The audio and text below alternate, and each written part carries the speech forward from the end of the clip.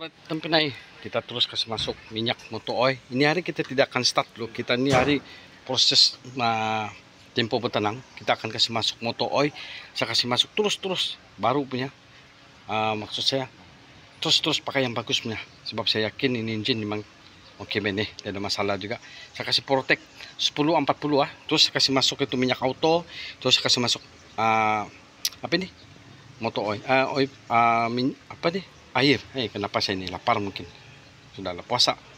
Oke, supaya kita besok kita boleh tengok di mana leaking. Kita buat tempo bertenang. Jadi ini hari kita kasih isi semua dulu, minyak auto, minyak motor oil, air semua. Kita cek. Besok kita cek dia, kan? Untuk kebaikan juga supaya besok kalau nampak leaking kita boleh bikin dia. Oke, semua sudah pasang nih.